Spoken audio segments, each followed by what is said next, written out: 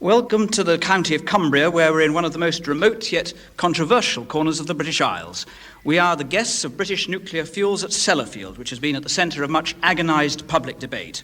Our audience consists of BNLF employees and their families, as well as critics of the nuclear industry, though there may be one or two people here with entirely open minds on this as on the other subjects we'll be discussing. On our panel, Cecil Parkinson, who returned to the Cabinet after the last election as Secretary of State for Energy, is now piloting his electricity privatisation bill onto the statute book. Tony Benn, the MP for Chesterfield, was himself Secretary of State for Energy 10 years ago. He's now fighting Neil Kinnock for the leadership of the Labour Party, a leadership which he's fiercely criticised for abandoning the principles of socialism. Jonathan Porritt, Director of the Friends of the Earth, which has no party affiliation but campaigns on a wide range of environmental and ecological issues and is strongly opposed to any extension of nuclear power in Britain. I have no idea at all what Anne Leslie's views are on this question. I do know, however, that as a prolific broadcaster and journalist, she is never short of strong opinions on any matter of public concern. Our panel.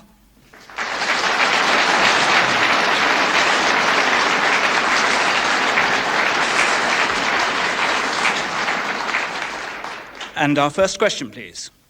And Neil, what action would the panel take if members of the British royal family were being held hostage on a hijacked aeroplane? A germane question given the news. What action would the panel take if the royal family were being held hostage on a hijacked plane? Cecil Parkinson. Well, obviously one would be desperately concerned, but I think there can only be one rule in these circumstances, and that is that you cannot pay ransom and you cannot treat with terrorists. If one does, one might get away with it oneself on the first occasion, but one would undoubtedly encourage other people to try. So I think one would have to hope that by negotiation, persuasion, and perhaps even eventually by force, as we've seen on other occasions, one's family would be released. But I think one could not pay ransom. Tony Benn. Well, I suppose the same as for anybody else or one's own family. I suppose the most agonizing thing would be if a member of your own family was in a hijacked plane. And it is very difficult. I mean, sometimes negotiation has produced results. Sometimes there have been attacks on the plane in which people have been killed. And it is an agonizing problem for those most directly involved. There is, of course, quite a bit of insurance against kidnapping goes on. It's not much approved of, but I think if we knew the truth, quite a lot of ransom money is paid because of the insurance companies that provide ransom cover. So the general argument, you never do anything to give way, can't be absolutely the case. But it is, and for those involved, a most awful period of agony, and I hope this one comes quickly to a conclusion. Does that mean you would do it on a case-by-case basis if you were responsible? Well, I think you have to do it as best you can. I mean, you can't have a standard rule about the matter. You talk to the people, you try to persuade them. Very often, of course, it's for publicity. People want to get their case across, and that's why they do it. Others are involved in some immediate conflict which may or may not be capable of some resolution. There is negotiation that goes on, but you can't have a standard rule about it. You just try to get people out as safely and as quickly as you possibly can. And sometimes that does involve, and has involved, sending a boarding party with weapons onto the plane. Anne Leslie. I think actually in this sort of case you can have a standard rule, and I think you must have a standard rule, because once you allow the possibility of saying, well, this case is slightly different from that case, and let's negotiate in terms of giving what they want to the hijackers, then you do encourage other hijackers. But going back to the question about the royal families on the plane, should we act any differently? I think we would take the example of what the Kuwaitis are doing. Members of the royal family are on that plane, and it hasn't changed the Kuwaitis' mind at all. As for if there's members of one's own family on the plane, I mean, I travel a great deal in trouble spots in the world, and I know very well every time I get onto a plane in certain areas, it might happen to me. And of course, I don't want anybody to negotiate for my release, because it's not being noble, it's just being sensible, because if I'm rescued somehow, the next plane I'm on might be hijacked, and the next plane, and the next plane. I think you simply have to say no negotiations, and I'm extremely upset by the behavior of the French and the Germans, who make these wonderful statements, we will never negotiate with these people, and for electoral reasons and other reasons, go around the backs of everybody else in Europe who's been saying, don't let's negotiate, and they negotiate, and they pay ransom, and they do deals, and they get the hostages out of places like Beirut. I think that is disgraceful unless the Western world is going to decide that we don't negotiate, and this sort of murderous circus will go on forever. Thank you.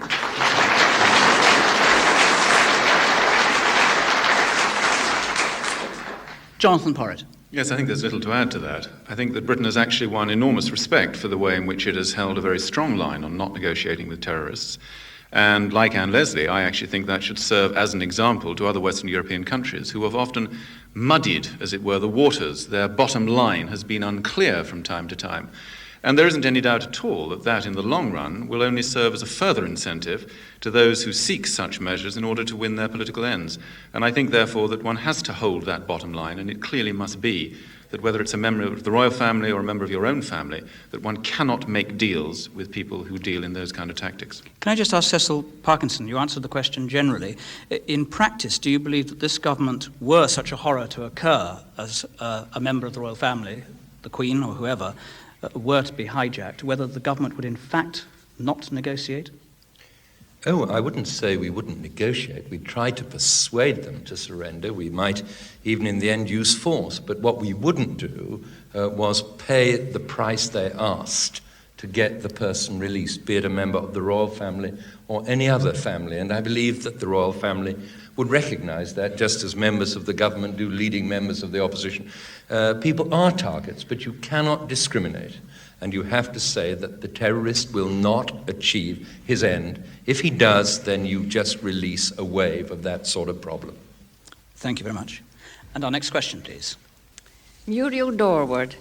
What is the opinion of the panel about the British Isles being used as a world dump for radioactive and toxic chemical wastes? Jonathan Porritt. Well, I think it's a great shame that Britain is being used as a dumping ground for other people's spent fuel, and that we are the people who have to pick up the bill for dealing with that particular problem. As you may know, when we're talking here about the new plant that's being built here at Sellafield, the Thorpe plant, most of the reprocessing of spent fuel at that plant will come from other countries, overseas countries, who have nuclear power programs, but for various reasons have not built reprocessing facilities and therefore turn to Britain to get their nuclear waste dealt with here. Now, of course, it is commercially viable to do that for Britain because it is actually worth it for those countries to pay a very expensive price indeed to persuade us to do the reprocessing for them.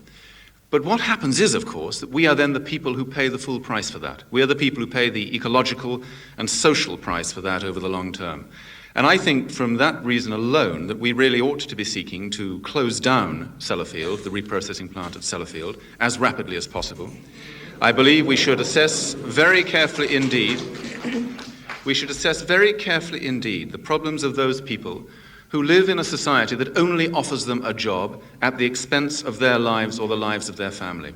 I do not consider that to be the hallmark of a civilized society. And if it is a cost that we have to bear, then I consider that there are better ways of generating employment through alternative energy strategies. From that point of view, we and every single environmentalist in this country and the majority of people in Britain would like to see Sellafield, the reprocessing plant at Sellafield, closed down as rapidly as possible because it is, frankly, an abomination on the face of the earth. Thank you. Anne Leslie. Well, I think I'm due for a few hisses too, because I don't often agree with Jonathan Porritt on a lot of issues, but I really do rather agree with him on this. And I agree with him that I think it's very strange that other countries, nobody likes to have nasty rubbish in their own backyard. It's rather like sort of tipping it over the fence onto somebody else. I don't approve of it. I don't approve of nuclear power, which I don't think was necessary in the first place. It's costing far too much. The only advantage of having nuclear power stations is, A, that you don't put all your energy eggs into one basket, namely a basket case called Arthur Scargill, or indeed OPEC. But, we've got it now. I don't think we should expand the cleaning up of other people's garbage. And I'm with Jonathan Porritt on this wholeheartedly. Thank you. Cecil Parkinson. Well, I'm not.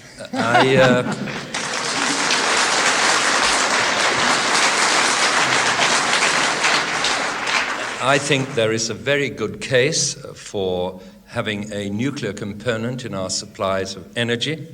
And I think if we accept that need, then we accept the need to reprocess the fuel. Other people, it's quite wrong to pretend there are no other countries in this business. As the people here know, there are, and there is competition for the right to reprocess. When it's reprocessed, the waste is returned. It isn't kept here. Very many of the agreements ensure that. So what we are saying is that here is a job that needs to be done. The ways Jonathan Porritt and I'm afraid Anne talked, they make it sound as if something like a municipal garbage heap is run here. This is a highly sophisticated, very safe business offering good employment to a part of the country which is short of work. It does a good job for the community. It's a necessary job for Britain, and I believe it does a very good job for other countries too. And I hope we'll continue to develop our work in this field.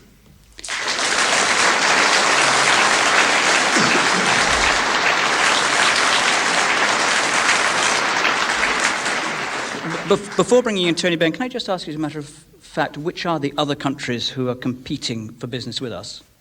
Germany and France. Other countries are now seeking contracts for the reprocessing of waste, and it's quite wrong to think of us as the only countries that actually do it. Thank you. Tony Benn. Well, 43 years ago, I was stationed as a fleet air arm pilot a few miles from here at Bootle when the atom bomb was dropped at Hiroshima, which killed 90,000 people. And 10 years later, when Eisenhower said we want the Atoms for Peace program, a lot of people of my generation felt this was the classic case of swords into plowshares.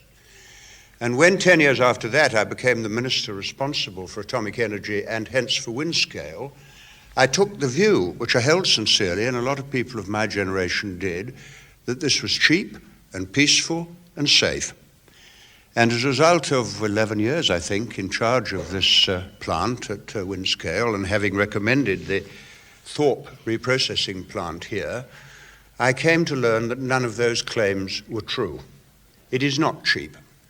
It is heavily subsidized by research money, by grants, by the Ministry of Defense. It doesn't, the cost that it's put down to the consumer doesn't cover the cost of storage, doesn't cover the cost of decommissioning plants.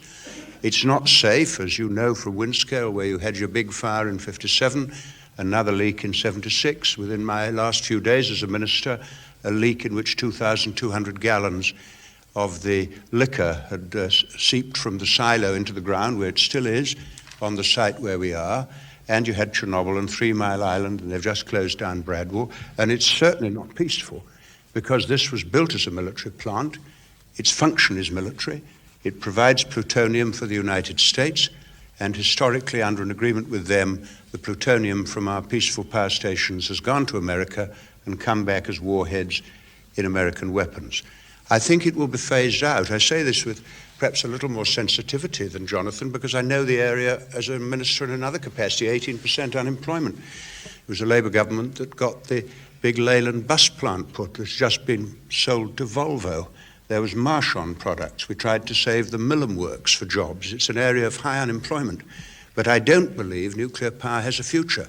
And if you doubt me, look at America, where they haven't built one for 10 years. Thank you very much. Cecil Parkinson, would you like to pick up one or two of those points, particularly the question perhaps about not safe and not cheap? Yes, I think Tony Benn is actually misleading the audience. When Windscale was built, it was authorized, quite rightly, by a Labour government as a means of developing plutonium for bombs. Windscale was never, ever intended to be a civil nuclear establishment. The question he raises about us supplying plutonium to the Americans, I can't answer for previous governments, but I do know that under this government, no plutonium has been provided to the Americans for military use. It might have been under Labour governments. I wouldn't know. I can't answer for them. He can. Secondly, the third point I would make is that this used to be a plant which had a very bad record for polluting. In fact, its very worst record was from 75 to 79, when Guess Who was in charge of it. As a result of changes made since then, as a result of the development of the Nuclear Inspectorate, we now have a level of emission from this of less than 1/10 of the level that was taking place under Tony Benn. So this plant has been cleaned, large sums of money have been spent to make it secure. Civil nuclear energy is vital for Britain. It's still competitive. What he says about not providing for decommissioning is again not true. If you care to look at the accounts of the CGB, he'll find that to date nearly 470 million has already been set aside. So what he's telling you is that he once used to think about these things sensibly, but he's now let his prejudices take over.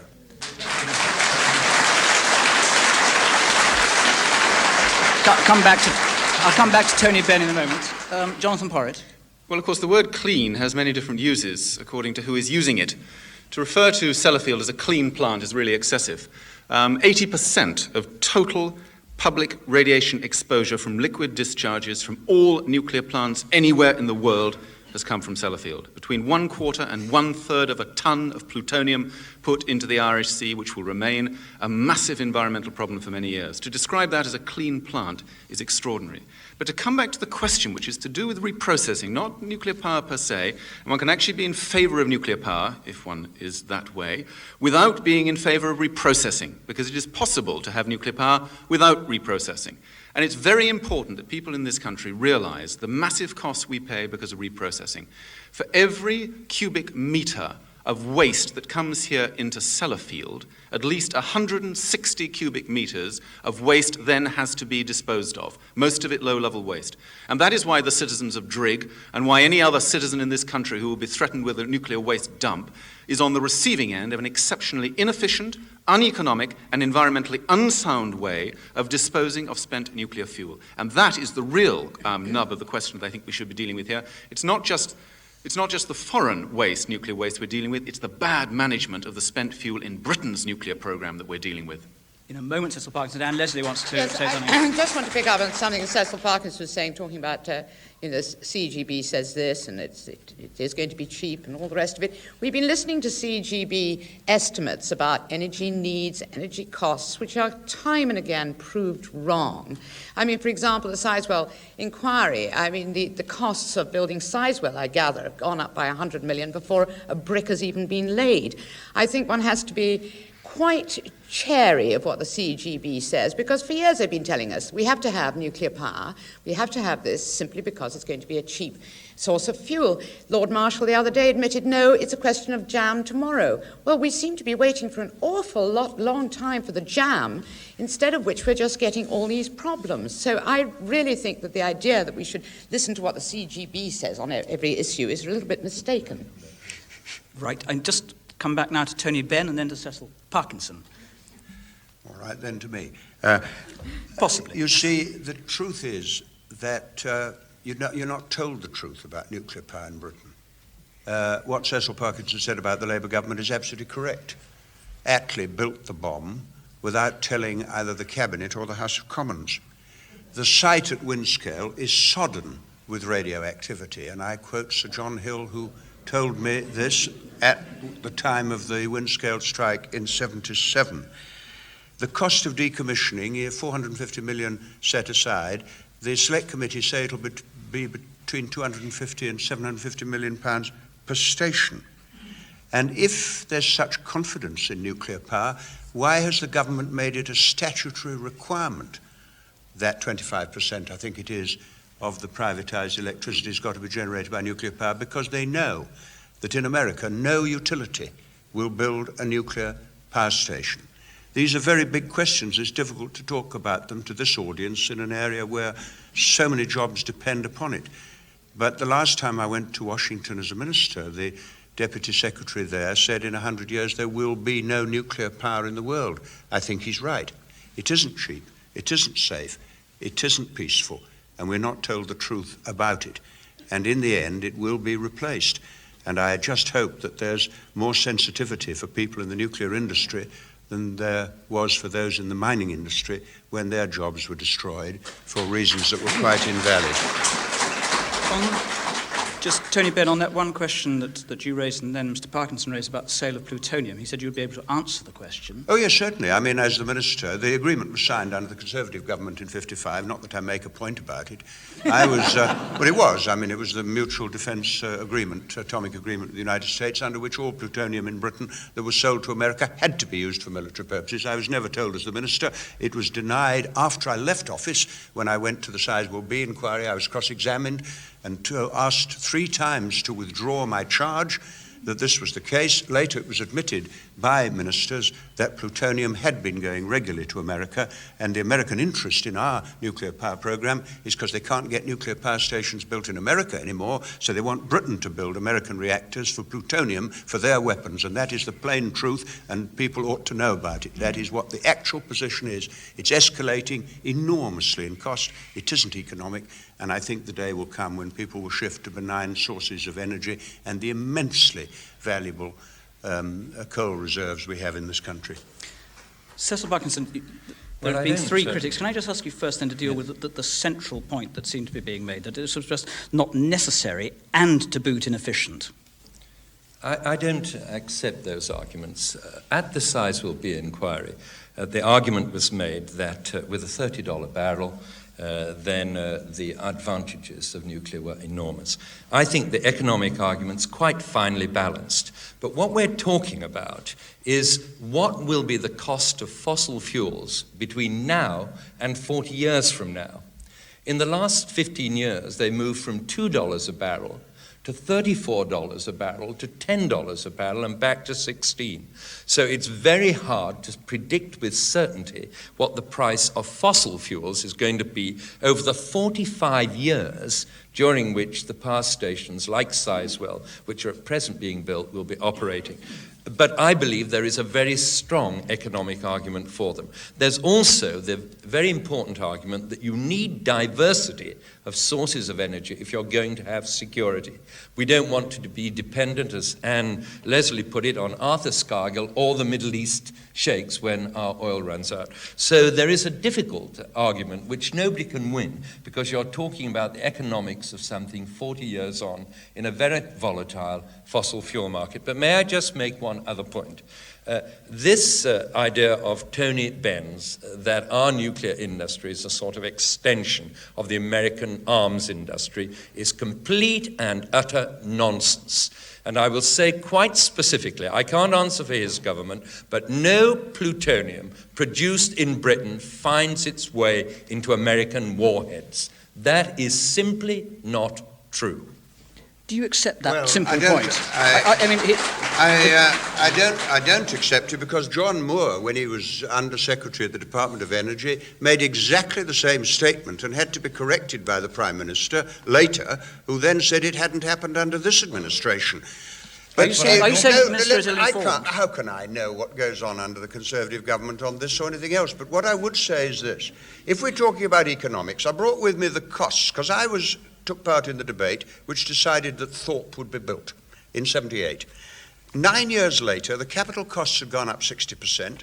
The reprocessing charges from Thorpe had gone up from 200,000 pounds a tonne to 810,000, 100% increase. The consumer costs of building this is going to be £1 billion, and it was due to be finished in 84. It only started in 84. It won't be finished to 92. No private investor would put any money, or ever has, in nuclear power, which is why the government disregards market forces and uses the law to require people to generate electricity by nuclear power when the industry is privatised. And these are the facts, and people ought to know them at home. They're not the facts at all. They are the facts. There are 164 nuclear reactors operating worldwide, and very substantial number of them are privately owned. Yet another totally misleading fact about nuclear. For 10 years in America. Right. It's a bad conscience, not ignorance, which motivates it.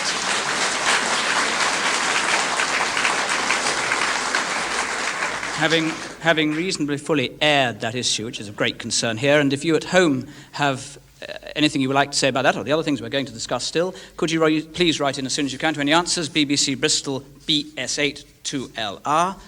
We will move on to the next question, please. Ruth Guthrie, what does the panel think about American senators making comments about the British government's policy in Northern Ireland? I think that's a reference not actually to Senator, but Mr. Kennedy, who was making things. I suspect that's what you were thinking of when Mr. Kennedy was in Ireland, but the senators, same general point. Should American senators or whoever make comments about British policy in Northern Ireland? Jonathan Porritt. His comments didn't strike me as being particularly helpful, I must admit. And I doubt that many people responded sympathetically to the rather callow youth that appeared on our screen, making what were posturing as wise comments about the Northern Ireland situation. I suspect that foreign politicians need to be extremely careful when they start blowing their mouth off about what's going on in other countries. British politicians, I must add, do it when they go abroad as well, and I don't expect that other countries take terribly easily to that either. But the American connection in terms of Northern Ireland has always been a very troubled and rather complex one. And the contribution to American policymakers to what's going on in Northern Ireland, I don't think over the years has actually helped much either way. As we all know, a large proportion of the funds that are raised for the IRA are actually raised in North America. And their contribution, therefore, to those who practice violence to bring about a solution in Northern Ireland has unfortunately been very large indeed. And I think that ill-judged comments from the likes of Mr. Kennedy are likely to encourage people to make that kind of connection in their own mind. So that said, I suspect there are rather wiser counsels about Northern Ireland that we will get from other sources than American senators. Thank you. Tony Benn.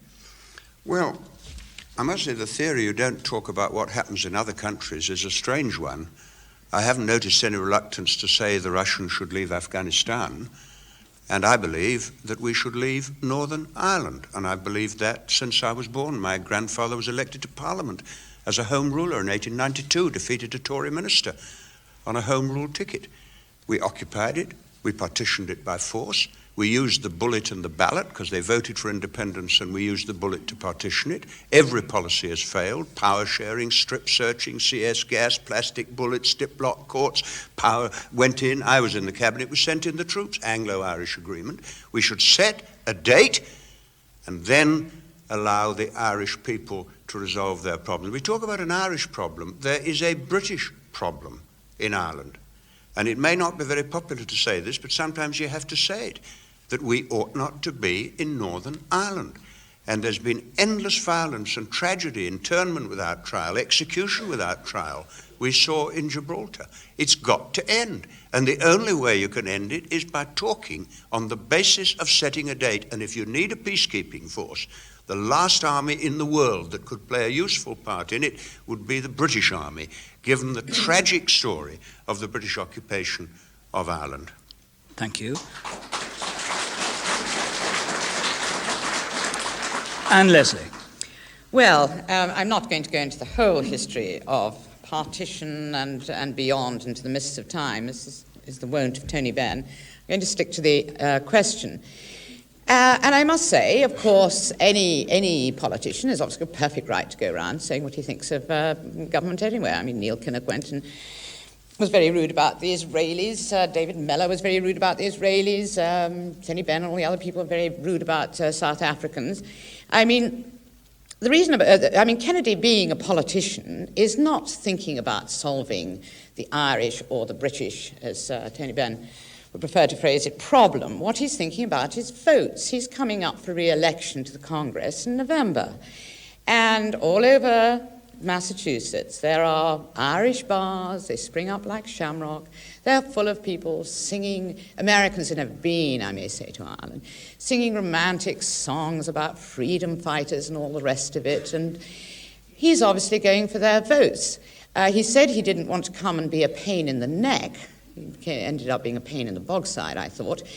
I found him extremely irritating. I must say, he's got a perfect right to say what he wants, but it's something to do with the whole Kennedy myth that somehow or other, once Kennedy arrives on the scene, everybody must bow down and say, yes, oh gosh, you're such a star. I do love your permed hair and your wonderful teeth. And yes, we must listen to what you say.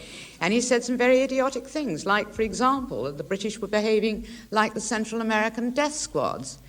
Well, I've had some experience with death squads in Central America. I've been threatened by them. I've seen their work.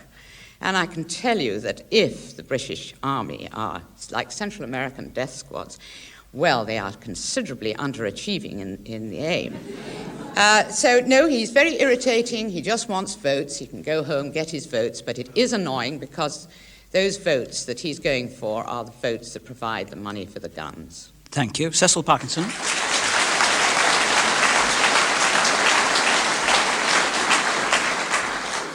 Well, I think Congressman Kennedy is entitled to express his opinion about Northern Ireland, and we're entitled to express ours about him. And I think that his visit there, as Anne Leslie said, owes much more to his need for votes or to his wish to curry votes in the congressional election than it does to any serious interest in finding an answer to the problems of Northern Ireland. And there isn't a simple answer, as Tony Benn implies, because the Northern Ireland is a part of the United Kingdom. And until the majority of the people of Northern Ireland choose to leave, and there is no sign at all that they wish to, then they are just as British as he is or I am, if he doesn't find that offensive. So they are part of the United Kingdom. They wish to remain part of the United Kingdom. And I would remind him that when our army arrived, it arrived to the cheers of the Roman Catholic community, who felt that a peacekeeping force had arrived which would stop bloodshed. And I believe if he had his way and our troops did leave, then we would see bloodshed and we would see devastation and destruction on a totally unacceptable scale.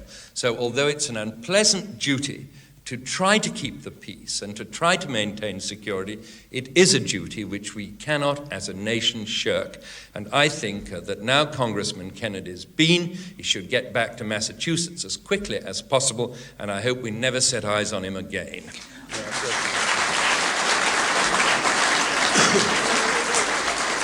Tony Benn, could you pick up the one single point which Mr. Parkinson made addressing to what you had said about withdrawal? Do you acknowledge that there would be bloodshed, a bloodbath after withdrawal? Read Sir Winston Churchill's biography, and you'll find during the war he offered unity to Ireland without consulting Stormont if the Dublin government would come into the war. So much for protecting the Protestants. I think the interesting thing to me is that the successive American presidents with Irish blood, like Kennedy and Reagan, have actually supported the British in Northern Ireland because they don't want a neutral Ireland between them and Europe.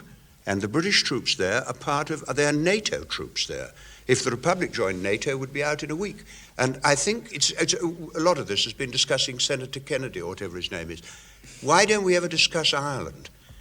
Because it's all very well. No, wait about just a Senator second. Kennedy. It's all very well. Well, I know, but it's all very well. Sometimes it's discussing Ken Livingstone, and sometimes it's discussing it. But we ought to face the fact that nothing we've ever done has brought peace, and we ought to draw the conclusion that it's our presence in Ireland that is the cause of the conflict. Could I just ask you then on the one point again, if I may, do you accept that the price of your policy could well be... No, I do not for a moment, and I might add the same argument we used about Afghanistan.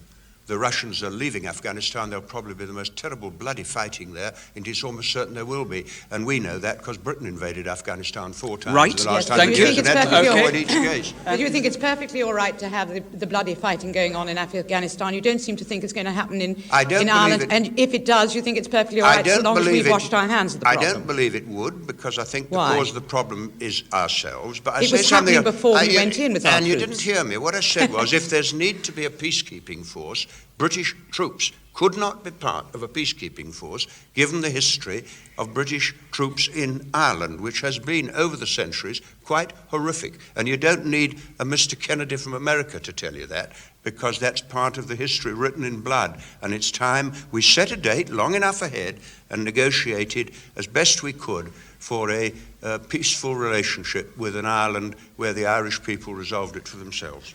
Yes, I was just going to say on peacekeeping forces, I mean, are you proposing something like the UN in southern Lebanon, which has been extremely successful, I don't think, at keeping the opposing sides? No, I think all you're saying is get somebody like a bunch of UN Finns or Nigerians to go and get shot at by the IRA. We don't want to be shot at by them anymore. I think it's highly irresponsible, terribly selfish, And if, in fact, your policy succeeds, I hope you'll feel happy when you see Finns, Nigerians, and all the Irish being murdered. Is it the blacks you object to, the idea that black troops I'm might go? saying none of them should be killed by really. them. I'm saying we Nigerians. say that. Hang on, one at a time. We'll be out by the end of the century, and when we're out, you won't find anyone who ever thought we should have been there in the first place. You wait and see. It's happened in every British colony in history, and the number of terrorists who've ended up having tea with the Queen as head of the state of their Commonwealth countries. Look at your history. Right. When Mr. Gandhi came to London in 1931, they asked him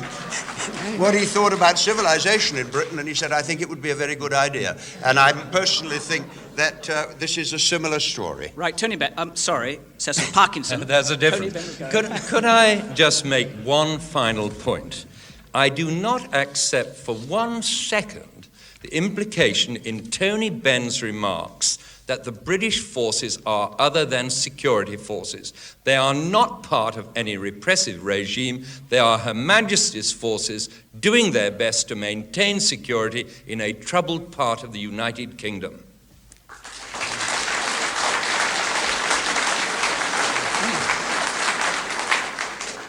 Our next question, please. Order Jackson, I'm a little bit worried about my grammar. Do you say what is the panel's view, or what are the panel's views? What is the panel's view of the intrusion of the media into the private lives of the families and victims involved in disasters, such as Zeebrugge?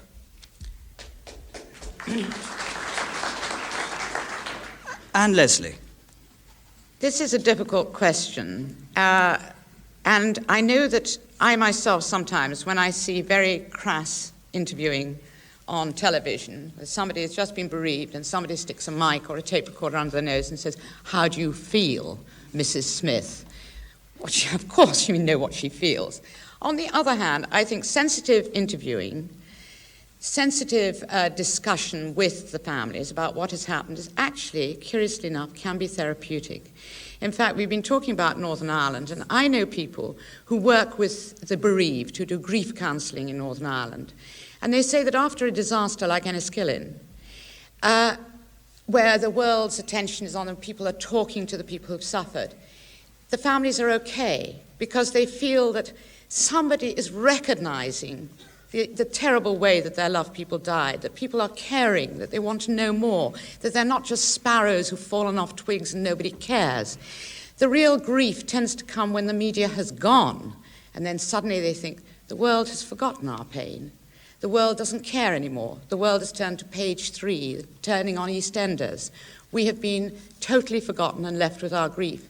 So although I agree that intrusive, badly handled interviewing is offensive, probably more offensive to those who watch it than those who experience it, because they have rather more on their mind than on the manner in which they're being questioned. But sometimes media interest is indeed helpful, and I know because I've been at disasters and I have interviewed people, and where I felt bad is when I left, not when I arrived, because people looked at me and said, you're going to forget us now, aren't you? And the world is too. Thank you very much. Jonathan Porritt.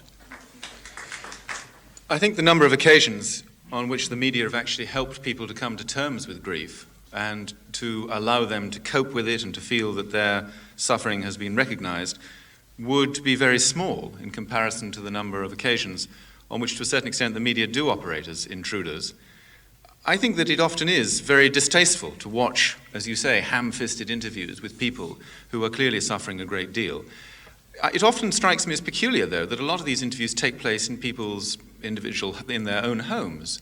And it is, of course, possible for people to say no to the offer of those kind of interviews. And I must say that I'm surprised that many more people don't say no. But I think what is really offensive is when the media are, if you like, able to get access to people because they're not behind the privacy of their own doors. They are exposed to the media there and then. And then I think very often it's extremely painful to watch the way in which the media handle that. I can see that there might be a role for them in terms of helping people to handle grief, but I doubt that it happens very often like that. Tony Benn.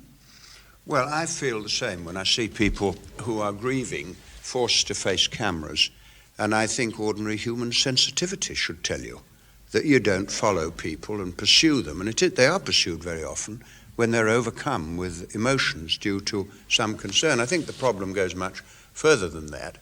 I think the harassment of people by the media, not necessarily in circumstances of grief, is quite appalling. And I mean, somebody in my job can survive because you're given another chance to come back. But I know quite a number of people who've come up into the news and been harassed and hounded and sort of destroyed and dropped. And there isn't that connection. You see, what amazes me about Zeebrugge, for example, how many people connect Zeebrugge with the trouble at Dover now, where the company are trying to make the seamen work for 7 days continuously.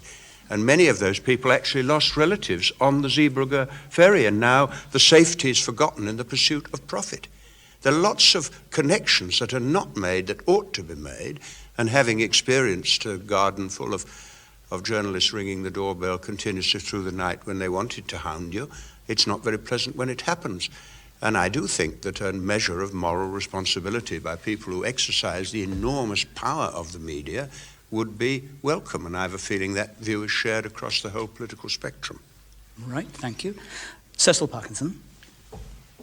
I find this a very difficult question because there is no doubt that in doing what they're doing, the media are striking a chord with the people for whom they're writing. It is a fact that if you have a disaster, we might all sit here and deplore the interviews, but the plain fact is more newspapers will be sold because the public wants to read about that and the public wants to feel it. So I don't think we should all be smug and say we deplore the way in which the media handle things and then rush out and buy extra newspapers or watch the news programs with particular avidity. I think we have to recognize that this rather unattractive aspect of the newspapers is in part a response to the rather baser side of the nature of a lot of their readers, and that includes a lot of us.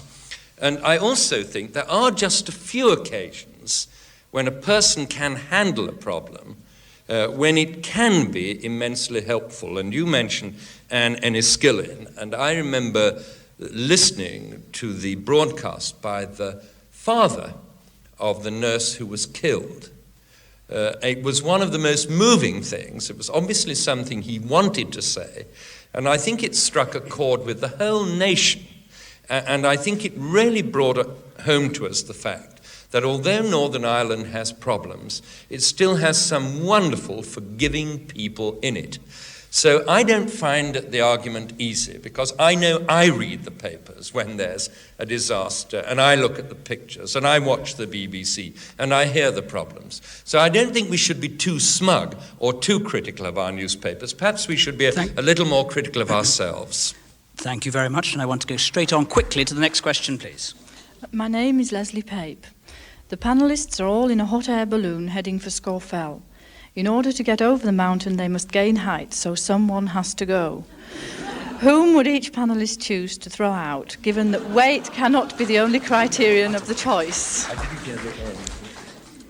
Panel didn't quite get the question. There's a balloon. Someone has to bail out to get over the mountain. Who would you throw out? And it's got to be one of the other panellists. Oh, I see. And weight's not the only criterion. I want it, please, in about a word each. Hard luck. And Leslie. Well, I think the only person I'd keep is Tony Benn, because I disagree with him so profoundly that I'd have tremendous fun still arguing. Thank you. Cecil Parkinson. I think I'd ask Jonathan to leave. He causes me a lot of trouble. Your turn, Jonathan Porritt. Well, by contrast, I think I'd probably suggest that Tony might go, because we all know that he'll bounce back.